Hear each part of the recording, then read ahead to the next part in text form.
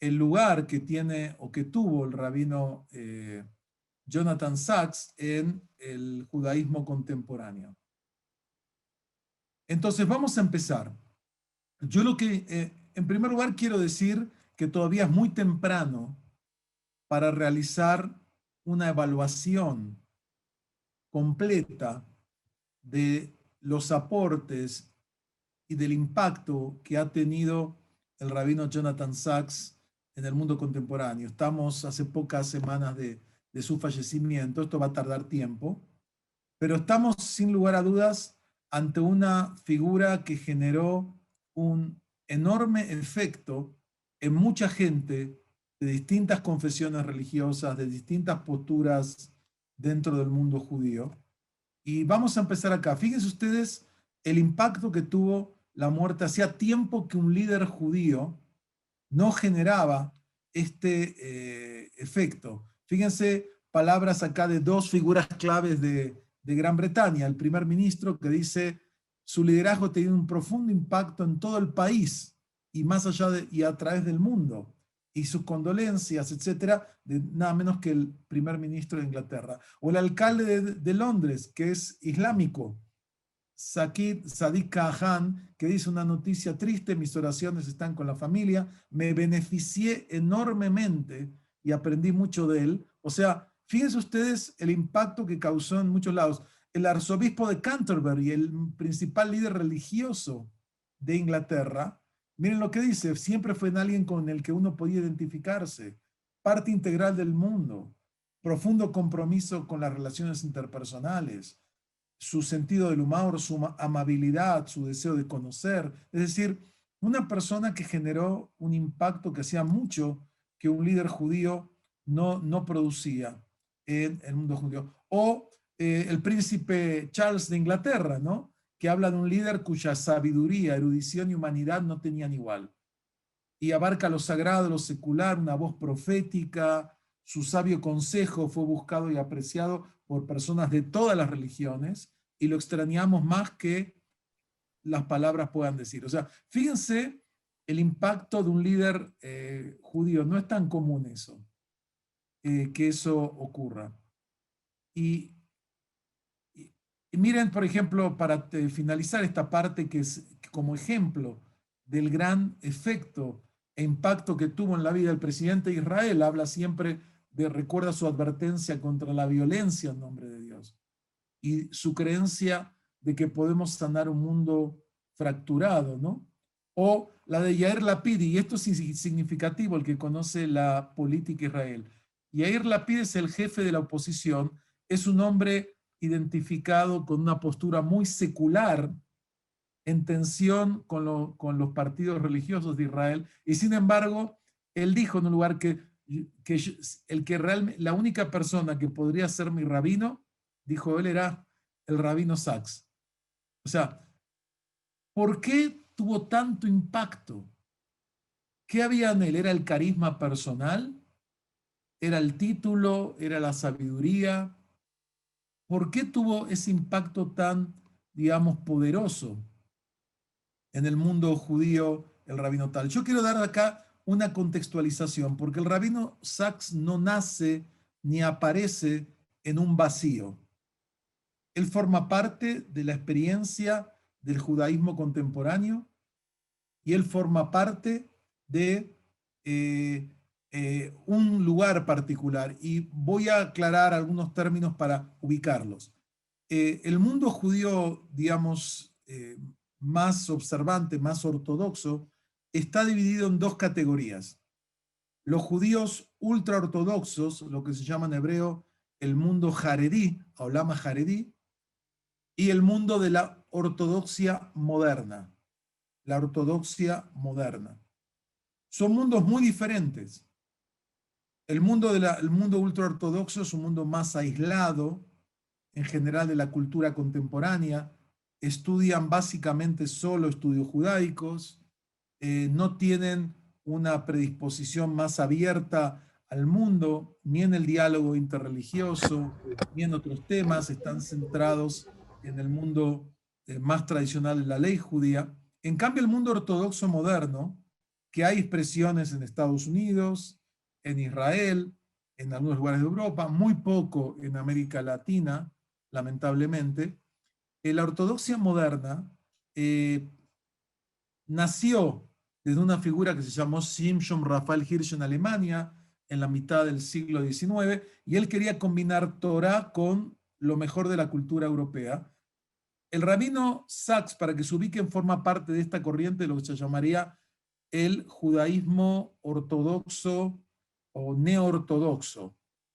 Es decir, esta corriente que, si bien tiene un apego a la observancia de los preceptos y de la ley judía, al mismo tiempo tiene una apertura intelectual y cultural con el mundo en el que está. Entonces, ese es el primer tema. Por eso el rabino Sachs, el único sector donde no generó ese impacto fue en el mundo ultraortodoxo. En el mundo ultraortodoxo no vimos las expresiones de pesar o todo, porque es un mundo donde él no era una figura importante. Ellos tienen otras figuras y con otros criterios, que no son criterios de pensamiento, de ideas, sino son criterios de expertos en halajá, en ley judía, ¿no? Y ese es un sector donde el rabino Sachs tuvo sus tensiones con ellos. Y vamos a ejemplificarlo. El segundo tema es importante entender, es que el rabino Sachs es un producto típico de la cultura inglesa y del judaísmo inglés. El judaísmo inglés se diferenció de lo que pasó en Alemania, por ejemplo, donde había muchas corrientes que se habían dividido, la reforma, la ortodoxia moderna, la ultraortodoxia, lo que va a ser el judaísmo conservador. Y el judaísmo inglés tampoco tuvo el modelo de Europa oriental, es decir, que había seculares y religiosos. El judaísmo británico, como típicos ingleses, siempre fueron bastante apegados a la tradición y tenían una postura más como moderada, como enfoque. Entonces, este tipo de judaísmo, que por un lado es tradicional, observante, ortodoxo, pero al mismo tiempo abierto al diálogo con la sociedad, no es algo nuevo que el rabino Sachs inventó. Es parte de una tradición, digamos, muy fuerte en la que él es parte. Y el tercer elemento que hay que tomar en cuenta es quién es o quiénes han sido los rabinos principales dentro del mundo de Inglaterra. En el mundo inglés hay, digamos, 3 o 4 grupos judíos agrupados. Por un lado tenemos las congregaciones que serían ortodoxas, modernas, tradicionales, que es la mayor cantidad de sinagogas y comunidades, que es de la cual él era el rabino jefe. Pero hay otra asociación que nuclea las comunidades ultraortodoxas, en la cual él no era su representante ni su jefe, y también están 2 organizaciones de las comunidades judías no ortodoxas, es decir, reformistas y conservadoras, que son más pequeñas, pero que también tienen una representación. Entonces, dicho esto, hay que entender que el rabino Sachs fue denominado el gran rabino, pero este es un cargo que hay desde 1750. El primer, digamos, rabino que asumió este cargo era el cargo de Aaron Hart, que es un cargo representativo, digamos, como el representante religioso de por lo menos un sector de la comunidad hacia el mundo externo y hacia el mundo interno. Para darles un ejemplo, ¿quién fue el antecesor? Es otra figura que también era rabino, también era doctor en la Universidad de Londres, también fue nombrado Lord, que era Emanuel Jakubowicz. Emanuel Jakubowicz también era un rabino, fue su antecesor en el cargo. Él también era un hombre, como ustedes ven, elegante, con su estilo de vestimenta, era un hombre, era un gran especialista en ética biomédica, muy reconocido. Y también era alguien que sabía hablar con elocuencia, no tenía el carisma del rabino Sachs, pero fue una figura importante. O sea, todo esto no lo digo para minimizar el valor y el aporte del rabino Sachs, sino para entender el contexto del cual él proviene. Lo que hay que entender es que el rabino que lo siguió a Sachs es de un perfil un poco distinto. Está más cercano al mundo jaredí. Si bien es un rabino con formación moderna, no tiene doctorado, es una figura que también participa en el diálogo, etcétera, pero no es el mismo, es un perfil más cercano al mundo jaredí. Ahora, el rabino Sacks, una vez que se retira del cargo como gran rabino, fue profesor en varias universidades de Estados Unidos porque él estaba buscando, digamos, tener ahora ya impacto más allá de Inglaterra. Él buscaba abrir su impacto más allá de Inglaterra y por eso se abrió al mundo de Estados Unidos, que es la mayor comunidad judía de la diáspora, y era una figura muy reconocida por distintos, digamos, premios y fundaciones por su obra y su tarea. Yo me voy a referir acá por una cuestión de tiempo, porque podríamos estar muchas horas hablando del rabino Sacks de distintas facetas. Yo me voy a focalizar en 3 facetas de su personalidad, ¿no? De 3 aspectos de su contribución a el mundo moderno y que hablan de su impacto. En primer lugar, el rabino Sacks como chief rabbi, es decir, su cargo como rabino principal, que fue lo que fue como el trampolín, porque anteriormente el rabino Sacks había sido rabino de una prestigiosa comunidad en Londres y al mismo tiempo era el director del Jews College, que es como la Universidad Hebraica de México. En Inglaterra está el Jews College, que aparte de lo que hace la universidad, también formaba rabinos. Él fue ahí profesor en ese ámbito antes de ser nombrado rabino principal. Y me voy a referir a 3 facetas. El rabino Sacks como rabino principal, el rabino Sacks como intérprete y comentarista judío. Es decir, el rabino Sacks lo podemos ubicar en una gran tradición de otras figuras que han comentado la Torá, que han comentado los textos judíos, ¿no? Desde Maimónides, Rashi y así otras figuras importantes en la historia judía. Y el rabino Sacks como intelectual público, porque el rabino Sacks ganó el espacio que ganó en la sociedad inglesa y en el mundo en general por su participación como un intelectual que podía debatir, discutir de tú a tú, de igual a igual, con filósofos, científicos, políticos y otros líderes religiosos como tales.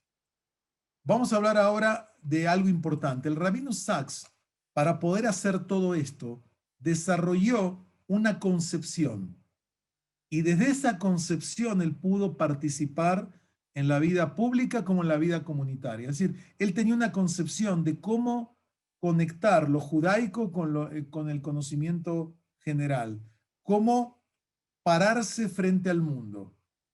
Él desarrolló una concepción que la voy a describir en términos muy esquemáticos con sus palabras, porque algo importante tiene que ver con la elegancia. Y el título que puse no es artificial.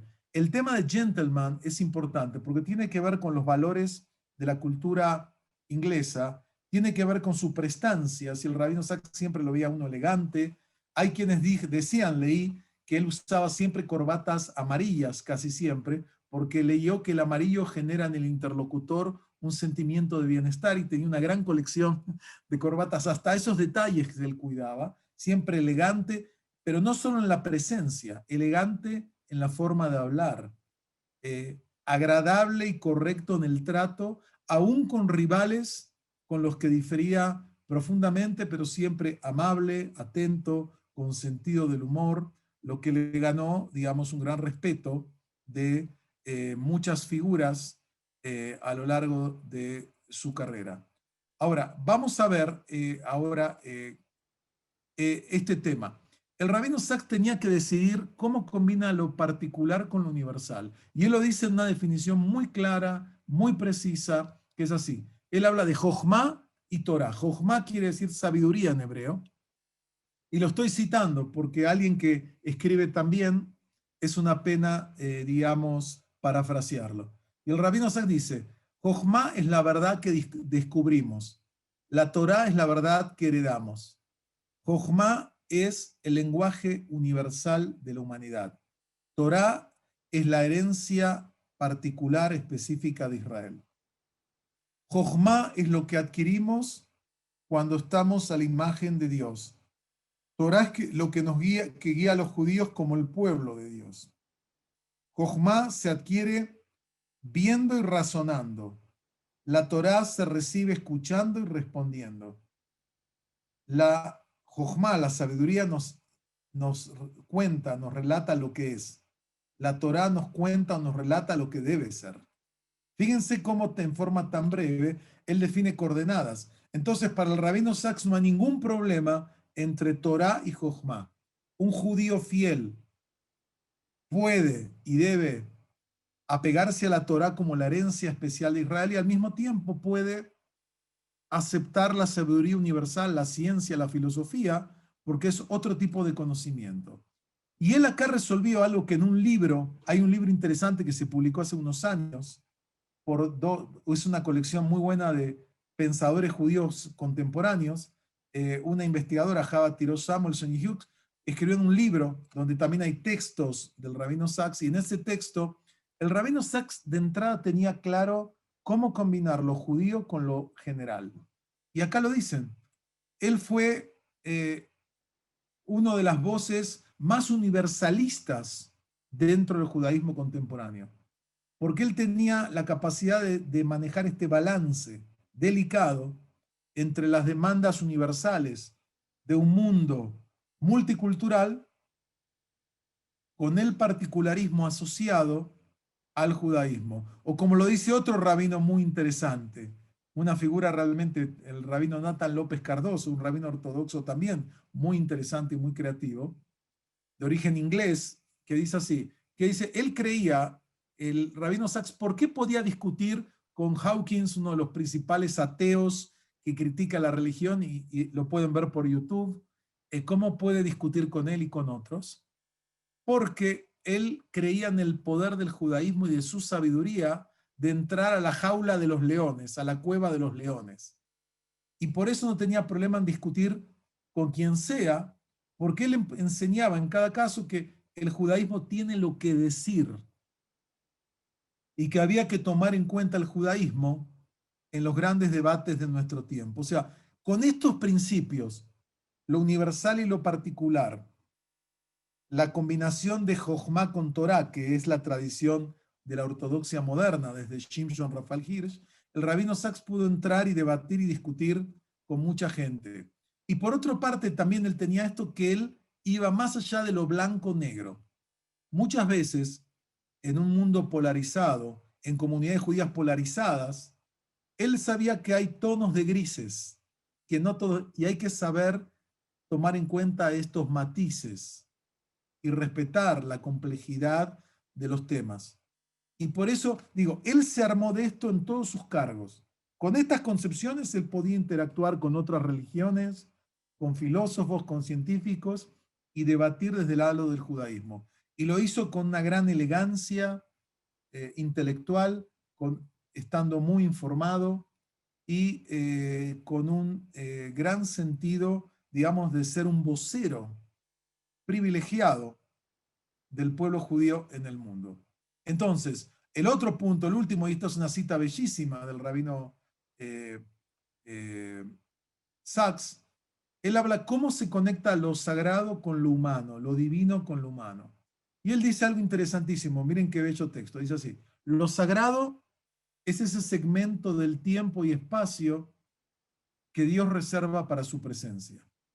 Lo sagrado es ese punto en el tiempo, en el espacio en el cual la presencia de Dios es encontrada por el tzimtzum, por la autocontracción de parte de la humanidad. Así como Dios hace espacio, deja espacio para el hombre por un acto de autolimitación, así también el ser humano le deja un espacio a Dios por un acto de autolimitación. Lo sagrado es donde Dios es experienciado, Dios es vivido como una presencia absoluta.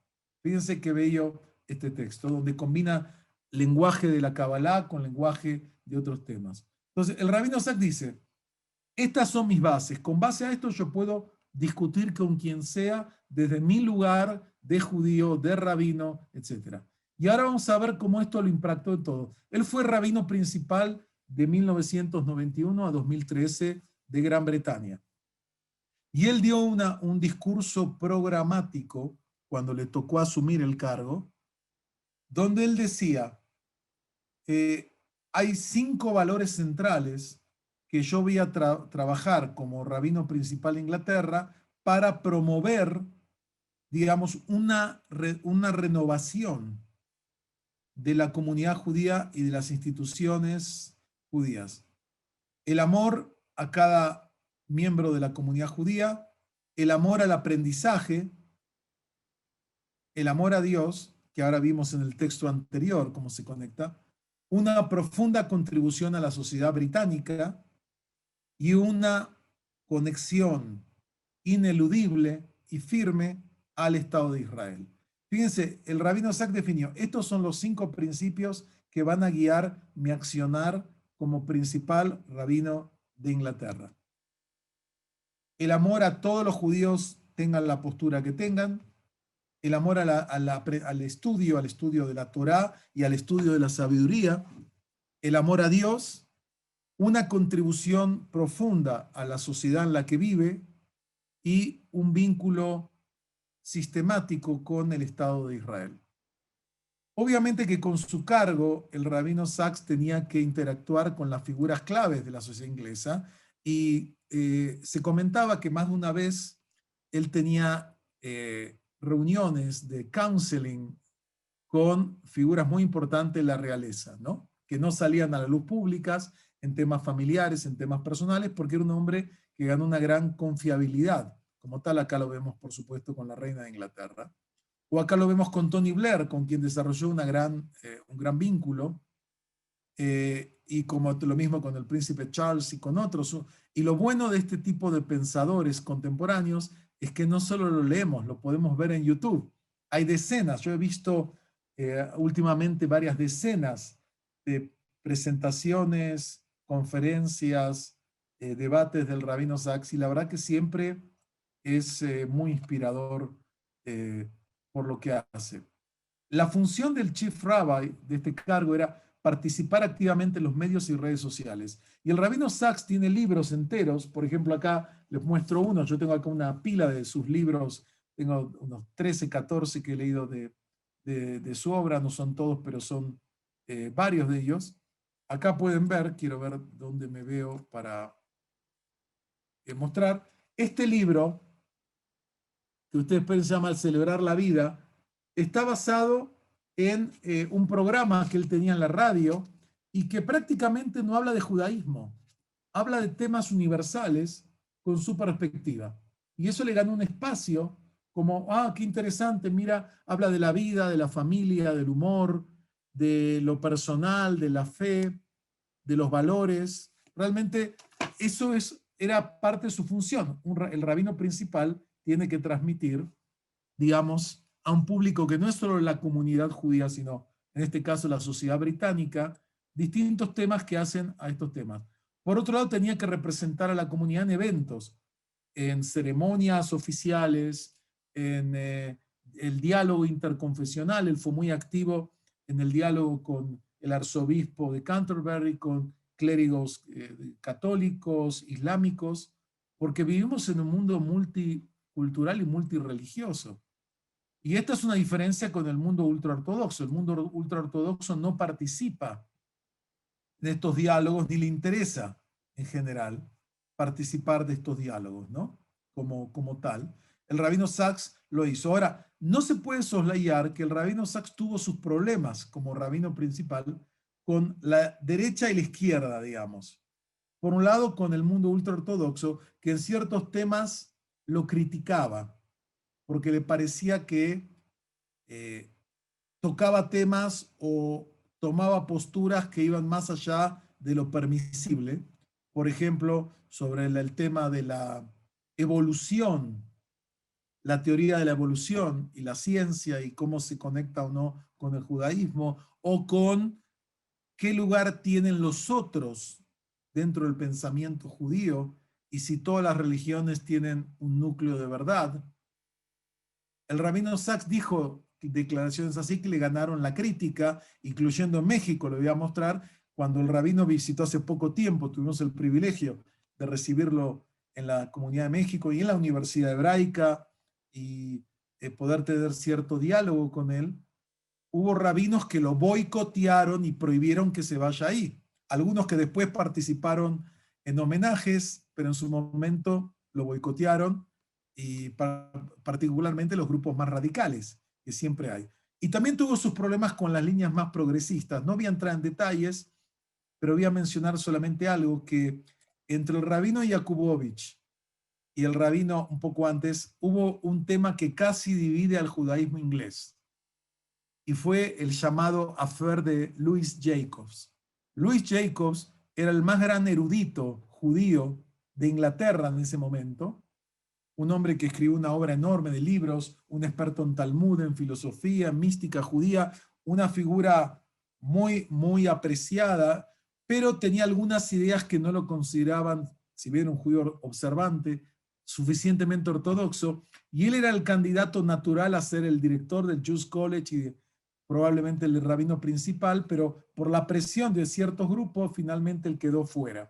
Y eso hizo que mucha gente se fuera con el rabino Louis Jacobs. No voy a entrar en detalles, y hubo cosas que pasaron después con el rabino Sachs frente al rabino Jacobs, y otras situaciones que, digamos, no son la página mejor de él como tal, pero es parte de todo cargo público. Un cargo público que tiene que representar un sector que está en el medio va a ser criticado por la derecha y va a ser criticado por la izquierda. Y él fue criticado en su momento por estas corrientes, ¿no? Entonces, esta es la primera faceta al rabino que le dio un escenario muy importante y se convirtió en una figura muy reconocida en la sociedad inglesa.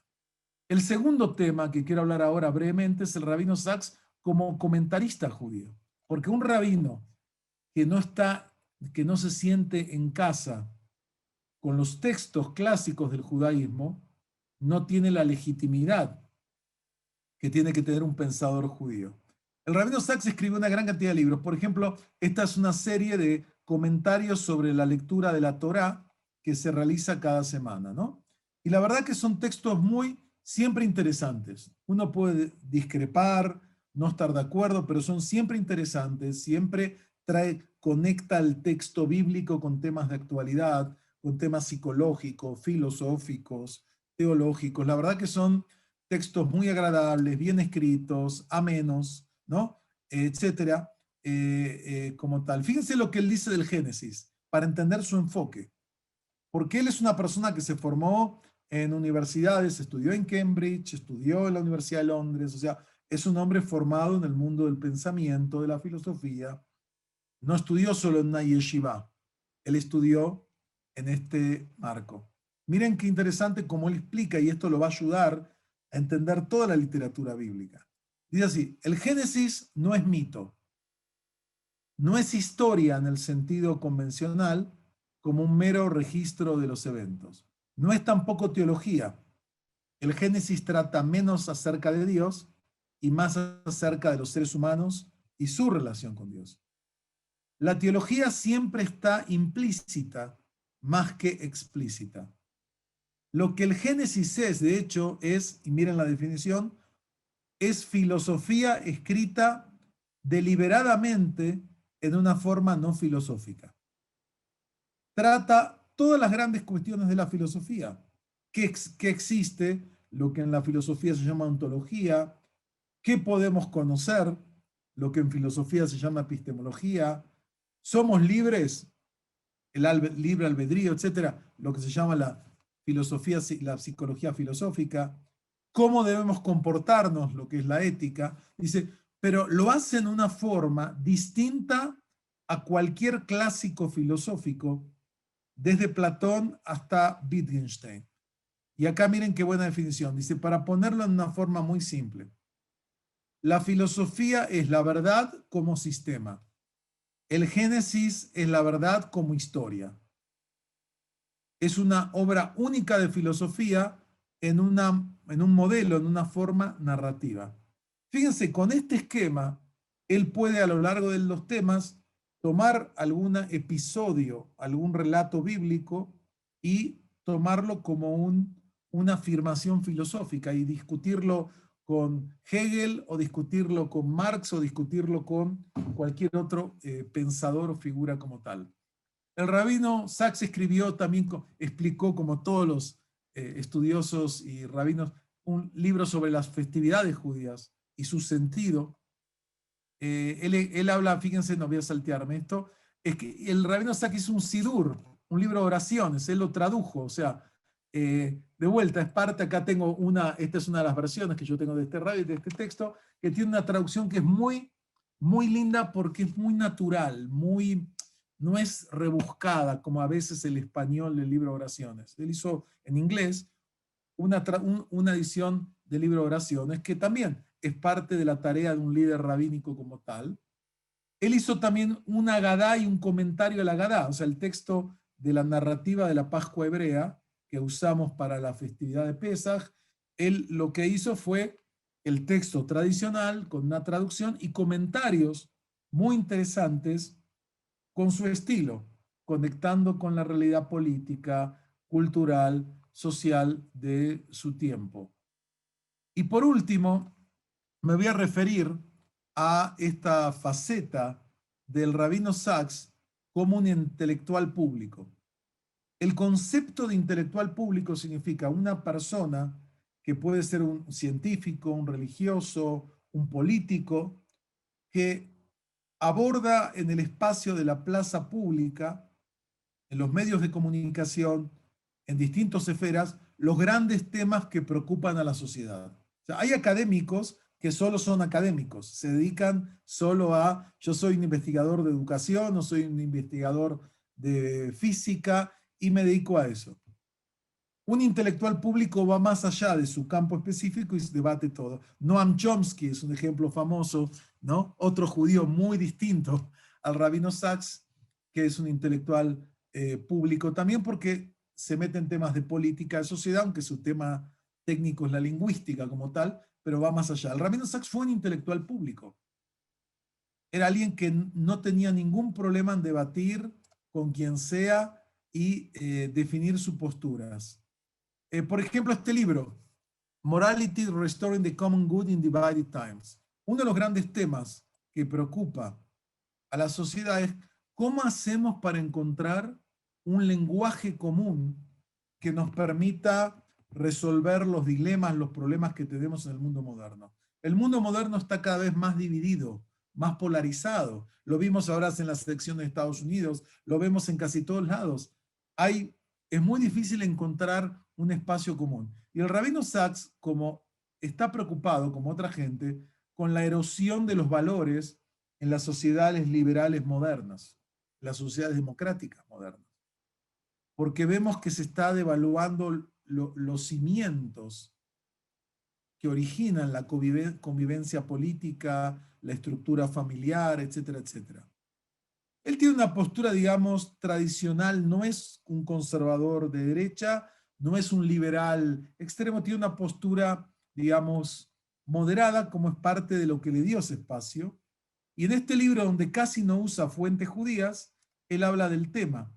Y acá tengo alguna cita para que vean. Después tengo varias citas. Entonces, él en este libro habló de, bueno, ¿se puede crear una moralidad pública en una sociedad para evitar el relativismo absoluto o el fundamentalismo religioso, para poder hablar de los grandes temas que dividen a las sociedades? Y él plantea una propuesta. No es un libro dirigido a un público judío. En la parte anterior, el rabino Sachs como comentarista, podemos hablar de que el rabino Sachs se dirige básicamente a un público judío que quiere estudiar Torah y él da su visión de cómo interpretar la Torah en nuestro mundo. Pero acá, por ejemplo, en este libro, este es otro libro que él escribió que se llama La Gran Alianza, Dios, Ciencia y la Búsqueda de Sentido. De vuelta, un tema muy importante de la modernidad. ¿Qué relación hay entre la religión y la ciencia? Para los grupos fundamentalistas de todas las confesiones, sean judíos, islámicos, cristianos, la fe es el único parámetro de verdad. Y entonces hay que rechazar la teoría de la evolución, hay que rechazar cualquier idea que pueda amenazar esa visión, esa lectura dogmática de los textos sagrados. Para ciertos científicos así positivistas, la única fuente de verdad es la ciencia y la religión es historias infantiles, no tiene ninguna base. El rabino Sacks toma una postura diferente y de vuelta la basa en ciertas corrientes filosóficas inglesas, y acá hay algo muy inglés, o sea, la filosofía en Inglaterra, a diferencia de la filosofía continental, es una filosofía más analítica y más argumentativa. Y él toma estos elementos para construir. Entonces le voy a dar acá una cita sobre este tema religión y ciencia. Fíjense, necesitamos la explicación científica para entender la naturaleza de las cosas. Y necesitamos encontrar también el significado religioso que da sentido y posibilita nuestro comportamiento humano ante esas mismas cosas. Ciencia y religión serían, por tanto, dos perspectivas esenciales y complementarias que permitirían, desde una gran alianza entre ellas, mirar al universo en toda su profundidad. Es decir, a diferencia de las posturas que son o una u otra, él lo ve como dos caminos paralelos. Y como son paralelos, no hay contradicción. Son dos caminos que se complementan y los dos los necesitamos para poder entender la vida. O como lo dice en este texto que es más detallado, la ciencia es la búsqueda de la explicación, la religión es la búsqueda de sentido. Creer sobre la base de la ciencia que el universo no tiene sentido es confundir dos disciplinas del pensamiento, la explicación y la interpretación. La búsqueda de sentido, aunque empieza con la ciencia, tiene que ir más allá de la ciencia. El significado de un sistema siempre se encuentra fuera del sistema. Por lo tanto, el sentido del universo se encuentra fuera del universo. La creencia en un Dios que trasciende el universo fue el descubrimiento del monoteísmo abrámico, que transformó la condición humana, dotándola de sentido y por lo tanto rescatándola tanto de la tragedia en nombre de la esperanza. Fíjense qué bello texto. O sea, él acá explica y acá él menciona, cada cosa tiene un tema. Cuando habla de la tragedia habla del mundo griego, eh, que no conoce lo que es la esperanza como lo ve el mundo bíblico. Entonces, él acá explica, decir, la ciencia se ocupa de explicaciones. Ahí la religión no tiene mucho que decir. Pero en la búsqueda de sentido, la ciencia no tiene tampoco mucho que decir. Ninguna teoría matemática te puede resolver si el mundo tiene sentido o no tiene sentido. Eso no es una pregunta científica como tal, es una pregunta filosófica, teológica, etc. Entonces, de esta forma, el rabino Sacks se posicionó de vuelta. A los sectores más ultraortodoxos judíos no le gustó este tema que él esté abierto a la verdad de la ciencia. Y a ciertos sectores antiseculares radicales tampoco le gusta que incorpore la religión como una corriente legítima en el debate de las ideas y del sentido de la existencia humana.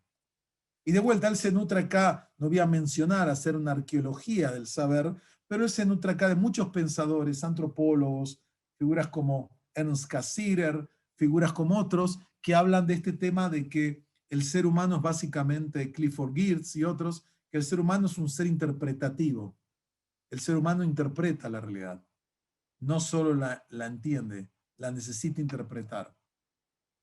O, por ejemplo, en este libro que él escribió justamente para otro tema, religión y violencia, fundamentalismo, a partir del 11 de septiembre, los atentados, etcétera, cuando la religión pareciera ser que es una voz de violencia, es una voz de intolerancia, él plantea en este libro, no en nombre de Dios, cómo afrontar la violencia religiosa, ¿no? Por ejemplo, que es otro tema serio de la sociedad, ¿no? Y él plantea esto, fíjense lo que él está planteando acá, de vuelta, donde él por un lado defiende el valor de una visión religiosa de la realidad y por otro lado le dice al liderazgo religioso que hay que extirpar, controlar, en el peor de los casos, las tendencias violentas y destructivas que hay en todas las tradiciones religiosas. porque como es una persona que tiene una honestidad intelectual, él plantea, también las tradiciones religiosas tienen un potencial violento y destructivo e intolerante.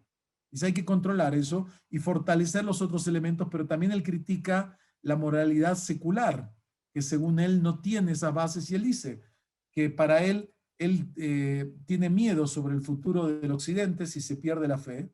No podés defender la libertad de Occidente sobre la base del relativismo moral, porque cuando perdés las amarras de una ontología divina humana, se pierde el fundamento del Occidente. Dice, ninguna moralidad secular puede resistir la Alemania nazi o la Rusia stalinista.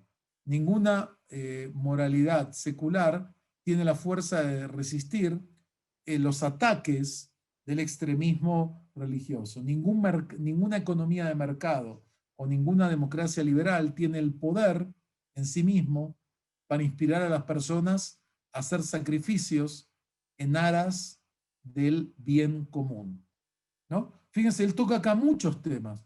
Critica a los grupos fundamentalistas, critica digamos, la democracia liberal capitalista, que dice, en la democracia no hay, ¿por qué voy a poner límites a mi afán de lucro, a mi afán de bienestar, a mi afán de ganancias?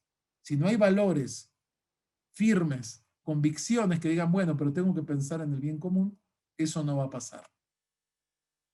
Y miren esto, qué bueno, es otra frase que me gustó de él. Él distingue entre broadcasting y narrowcasting. Es difícil de traducir. Él habla que en el mundo de hoy, broadcasting sería una amplia conversación, un amplio debate, se reemplaza por narrowcasting, ¿no? Por una transmisión estrecha. Dice, la diferencia es que en el broadcasting habla a un público amplio, mixto, y los expone a un amplio esquema de vistas. En cambio, el narrowcasting, que sería como focalizarse solo, le habla a una audiencia específica y solo le muestra los hechos y las opiniones que fortalecen sus prejuicios. Fragmenta al público en un conjunto de gente tipo secta que tiene las mismas ideas. ¿Qué es lo que pasa con las redes sociales? O sea, nuestras redes sociales, los algoritmos que las regulan, te hacen ver siempre los mismos temas, la misma gente, y con el tiempo se pierde la visión completa, se pierde la visión de una sociedad.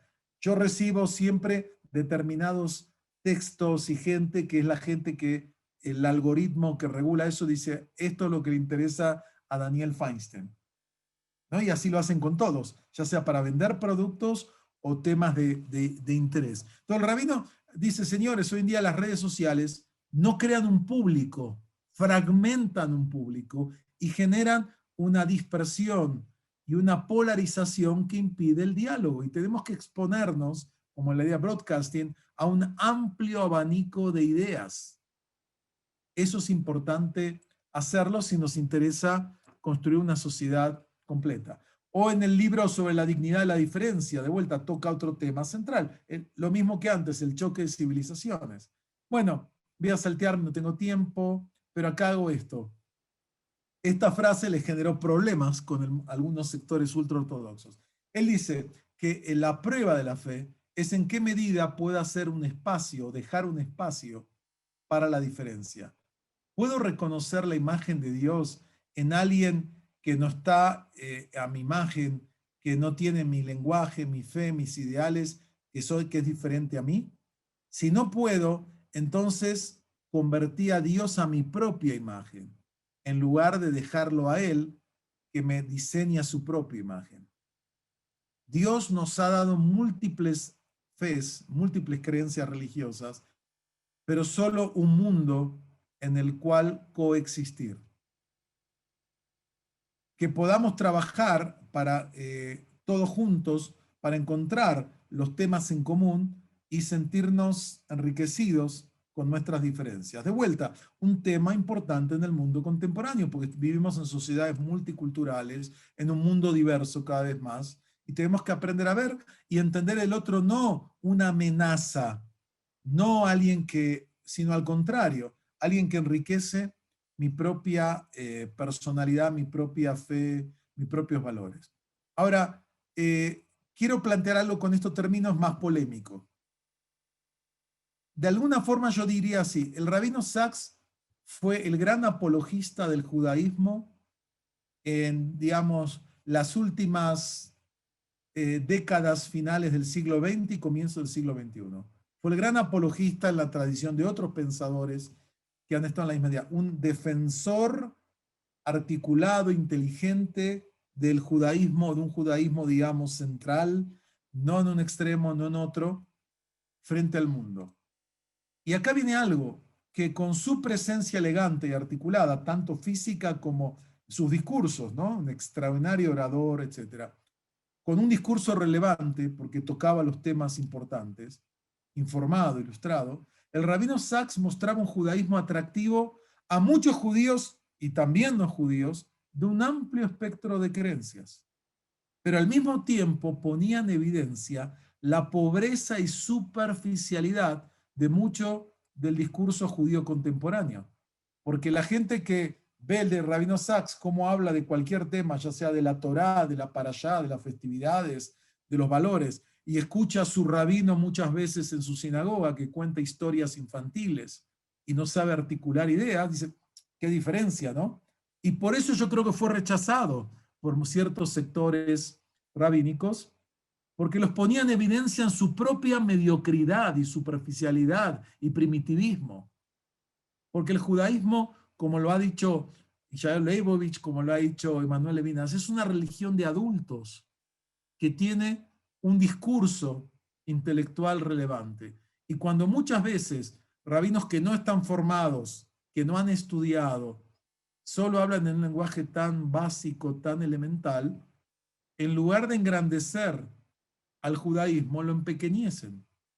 Y eso es lo que tenía el rabino Sacks. Yo creo que de ahí viene el rechazo que hubo a él. Acá tenemos una foto en la Universidad Hebraica, acá lo vemos al rabino Sacks con su mujer, acá está, que están, los veo que están a Esther y Alberto Nehmad y otra gente que nos acompaña ahora, cuando lo tuvimos con nosotros para una comida y una charla, la verdad que fue una experiencia muy agradable. Recientemente acá. Y quiero terminar con eso. Hubo controversia. No voy a entrar en detalles. Ahí tengo la transferencia sin Perdón. Pero hubo controversias en la Comunidad de México. Hubo gente que llamó a boicotearlo al rabino. Algunos rabinos y algunos aceptaron esa convocatoria por ciertas ideas. Hubo otro rabino, un rabino que fue alumno nuestro, el rabino Guital, que escribió una responsa diciendo que acusarlo de eso era un absurdo, y él decía, miren lo que escribe este rabino ortodoxo, escribo estas líneas, es la tristeza que siento por el desprecio y rechazo expresado en contra de los estudiosos de la Torá que se dedican a la enseñanza del conocimiento de la obra del Creador y se esfuerzan en la difusión de los valores de la Torá y su cariño. Sinceramente creo que esta actitud es una transgresión absoluta a las normas y a la ética judía. O sea, los que lo criticaron al rabino Sacks, dice el rabino Tael, hicieron una transgresión absoluta a las normas de la ética, y que rechacen a alguien así muestra una gran ignorancia. O sea, este rabino salió a defender el rabino Sacks con el lenguaje tradicional del Ajá. Y acá termino, esto es algo que conversé, que no sé si está acá porque no lo veo. Cuando iba a tener esta conversación, hablé con un colega y amigo de muchos años, el doctor Borodovsky, que vive en New York, y dijimos que algo que me decía que me parece importante es esto, y yo lo llamé así, la paradoja de lo inesperado. Parte del impacto que tuvo el rabino Sacks es que la gente no espera de un rabino ortodoxo que sea tan abierto, tan articulado, tan inteligente muchas veces. Y eso es lo que también paradójicamente lo posicionó, porque dice, como un rabino que es el rabino principal de ortodoxo de Inglaterra, un hombre apegado a la halajá, un estudioso de la Torah, un estudioso de la ley judía, de alguna forma también puede hablar de tú a tú con los más importantes intelectuales, porque tiene una formación que se lo permite. Y por eso, dado que la mayoría de los rabinos ortodoxos hoy se focalizan solo en la halajá o principalmente en la ley judía, y sus discursos son muy básicos y particularistas en términos generales, por supuesto que hay muchas excepciones, ¿no? Un rabino de este sector que desarrolle un discurso elegante, como él lo hacía, articulado, rico en referencias filosóficas y abierto al diálogo, es recibido con asombro. Dice, wow, qué maravilla, etcétera, ¿no? Porque él realmente desarrolló una retórica judía apologética del más alto nivel, ¿no? Él desarrolló mostró un judaísmo, que el judaísmo no tiene por qué ser primitivo, que el judaísmo no tiene por qué ser sectario, que el judaísmo no tiene por qué estar encerrado en, como se diría, en Dalet Amot Halajá, las 4 codos de la ley judía únicamente, que el judaísmo es una voz valiosa que tiene lo que aportar en el simposio de la humanidad, ¿no? Y por eso creo que fue una figura muy importante, que abrió puertas, que enriqueció la comprensión de lo que significa ser judío en el siglo XX, con algunas ideas muy claras acerca de cuáles son los focos de su idea: Jochma, Torah, particularismo, universalismo, sin traicionar a su apego y su amor por la Torah, por el pueblo de Israel. También fue un participante activo en los debates del mundo contemporáneo. Por eso quiero dedicar este estudio, como se hace tradicionalmente, Leilun Nishmat Rab Yaakov Tzvi Ben David Aries y Jonathan Ibraja, porque realmente fue una figura muy importante y tuvimos el mérito de poder conocerlo, leerlo. La verdad que fue una experiencia muy rica la que tuvimos, y todavía lo podemos hacer porque en YouTube hay decenas de conferencias, charlas que vale la pena ver. Así que gracias por escucharnos, y si hay preguntas y comentarios pediría que lo hagan porque hay mucha gente, lo pueden ir escribiendo. Acá voy a ver si tenemos ya preguntas o comentarios. Bueno, que era que un cuestionario a la mediocridad muy cierto. Era un filósofo maravilloso, contundentes palabras, digamos, excelente, desnudaba falencias de otros líderes religiosos, ¿no?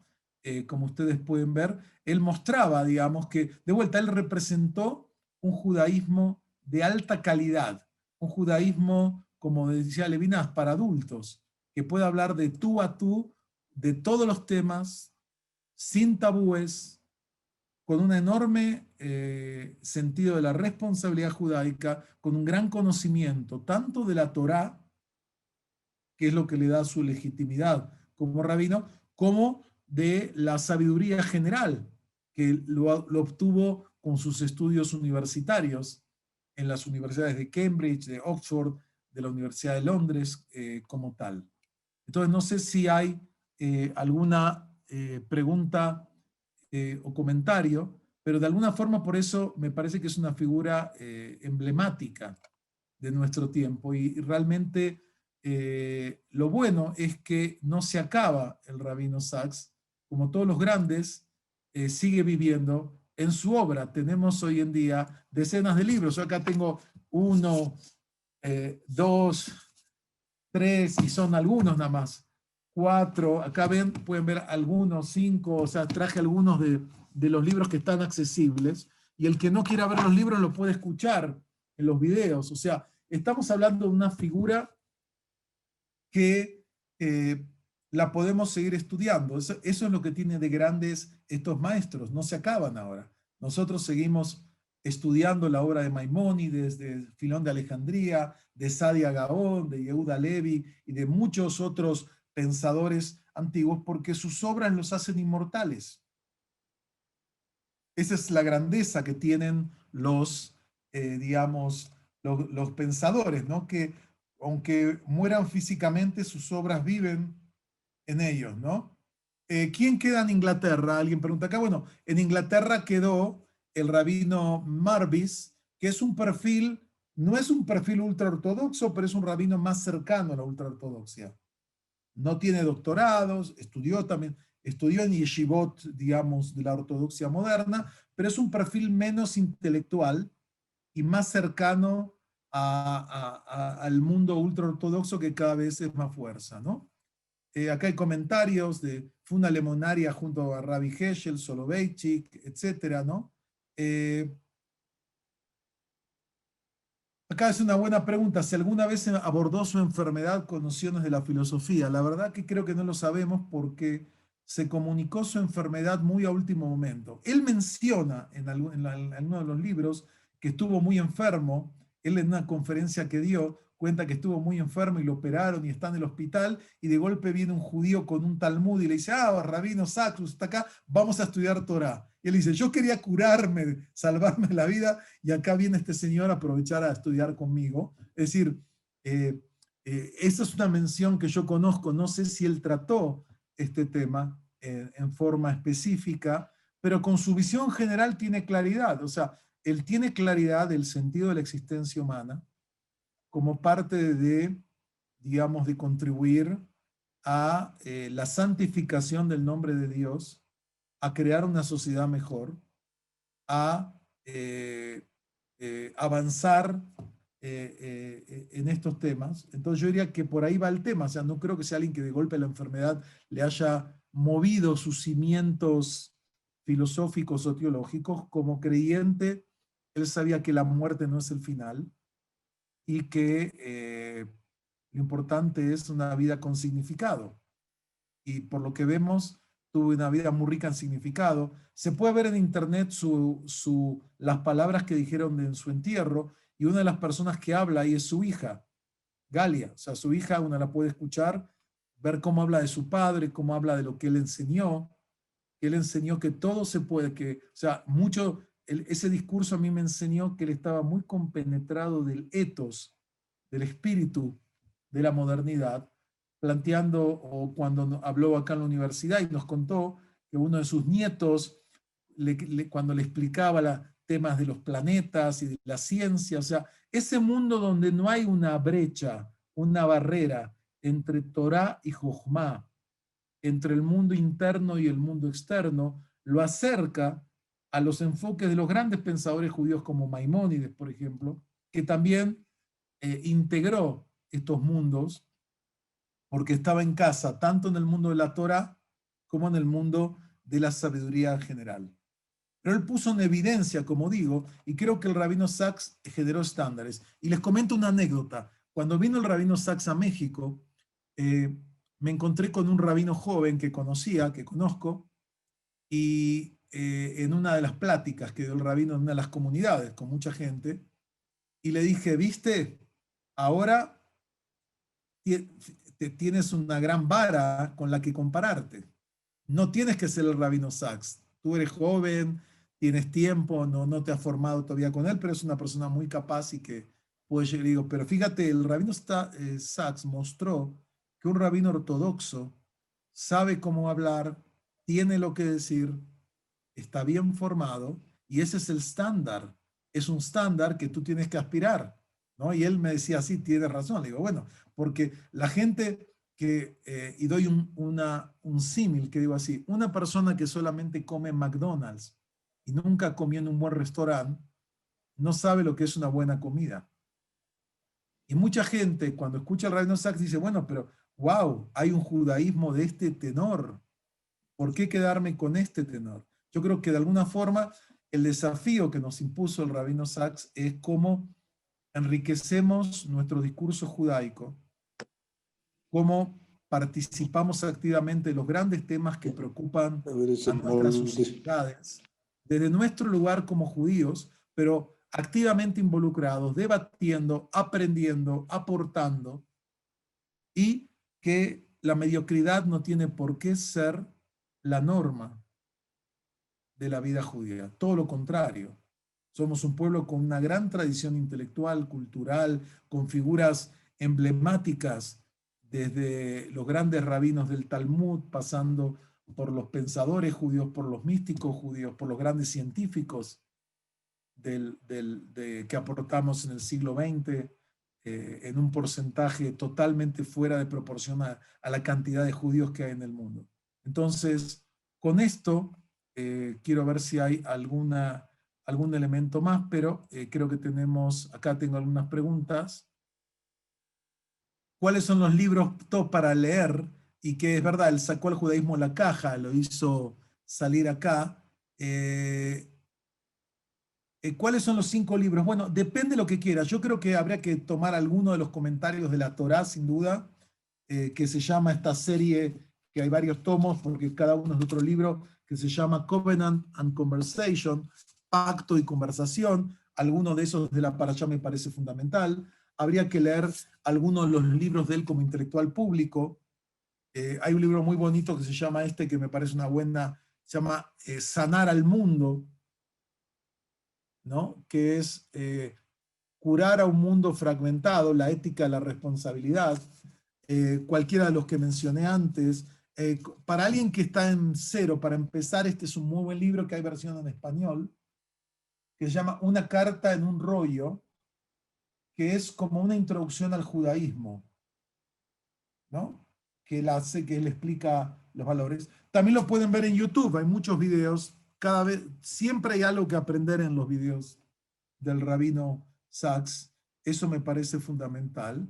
Eh, bueno, acá alguien plantea qué pasa con el mundo ultraortodoxo. Sí, bueno, hay sectores que quieren vivir aislados y esa es su estrategia, ok, que sean felices y que desarrollen, creo que tienen su legitimidad, pero no pueden erigirse en los únicos representantes del judaísmo, ¿no? El judaísmo es una concepción plural donde existen distintas formas de apropiarse de las narrativas, de las prácticas judías, y el rabino Sachs trataba de llegar a este espectro, o sea, está en el extremo de la ultraderecha, o sea, y en el extremo más ultrasecular, por ahí no tenía cabida, pero en un amplio espectro y el impacto que generó, hasta la Asociación de Rabinos Conservadores de América Latina, los rabinos reformistas de América Latina, escribieron todos notas de pesar por la muerte de un gran líder, a pesar que tenían diferencias, porque reconocen fue una voz digna, erudita, elegante, que, que te hacía sentir orgullo de la presencia del judaísmo. Yo creo que tenemos que, una enseñanza es, tenemos que demandar más de nuestros educadores, de nuestros líderes, de nuestros rabinos. Tenemos que elegir gente que tenga altos estándares de calidad. No podemos quedarnos con gente que tenga niveles muy bajos, ¿no? Creo que eso es importante, buscar eso. Es decir, creo que una enseñanza que él fue es, mira qué estándar, puso una vara muy alta, pero yo creo que es la vara del judaísmo relevante y atractivo para el siglo XXI.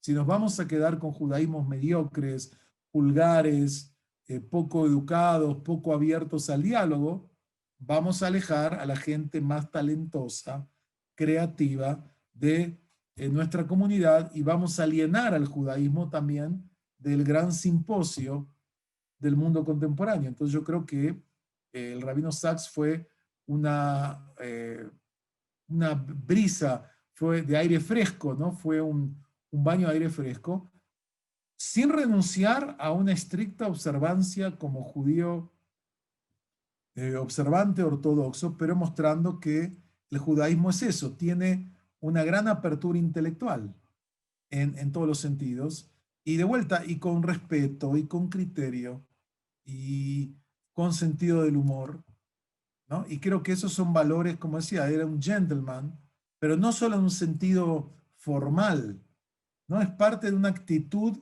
que otros lo llamarían ser mensch o ser ben adam, ¿no? Esa actitud generó ese impacto y particularmente fue muy interesante escuchar lo que dijo la gente que trabajaba con él, que todos decían, daba gusto trabajar con él, porque era una persona así, también más en la intimidad, ¿no? Él tenía un equipo que trabajaba con él y realmente, como digo, tuvimos el mérito, el, el privilegio de conocerlo y de vuelta, la grandeza de esta gente es que no se acaba, porque están los libros, están los videos, podemos aprender mucho de ellos y creo que tenemos que tratar esa vara es muy alta, no es para todos, no todos son Maimónides, no todos son pensadores de esta envergadura, ¿no?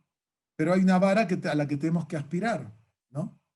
Y el rabino Sachs mostró que es posible ser un judío fiel, que asume el particularismo del pueblo judío, el amor por Israel, la defensa de los valores tradicionales judíos, junto con una apertura intelectual de dialogar, de debatir con distintas posturas, tendencias, sin miedo, justamente por la confianza que él tenía en la verdad de la Torá. No tenía miedo de ir a un científico que le hable de la teoría de la evolución.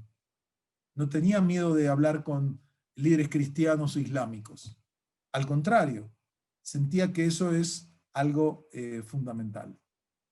Bueno, espero que haya abierto algunos horizontes esta presentación. Me da mucho gusto ver, como digo, muchas caras de gente amiga, conocida, alumnos, exalumnos, y particularmente a la gente nueva que hoy se ha acercado a este espacio, y los invitamos a acercarse a la página de la universidad para ver el programa. Tenemos un gran programa, tanto académico como de cursos. Tenemos ya 6 cursos para el semestre que viene, que desde judaísmo y psicoanálisis y arte, historia judía, espiritualidad judía, pensamiento judío, grandes libros. Tenemos una enorme oferta educativa académica abierta a todos aquellos que quieren acercarse a, a estos temas. Así que bueno, muchas gracias a todos por su participación, por sus preguntas, por su tema. Agradezco gente de muchos países, por suerte tenemos de Uruguay, como dije, de muchísimos lugares que se han acercado con nosotros. Así que bueno, hemos sido afortunados de conocer al Rabino Sacks, y los invitamos a acercarse a la Universidad Hebraica para ver este tipo de judaísmo, un judaísmo que es relevante, que es articulado, que habla de temas que son actuales, que no por ser tradicionales tenemos que estar cerrados o limitados, sino todo lo contrario. Así que muchas gracias a toda gente de Panamá, de México, de todos los lugares, de Brasil, que veo que se han acercado con nosotros, desde Israel, de tantos lugares. La verdad que es un gusto contar con ustedes, y los invitamos a que sean parte de nuestra comunidad educativa. Es una comunidad abierta, con gente de distintos enfoques, distintos orígenes, distintos intereses, pero que quieren tener experiencias educativas interesantes. Entonces,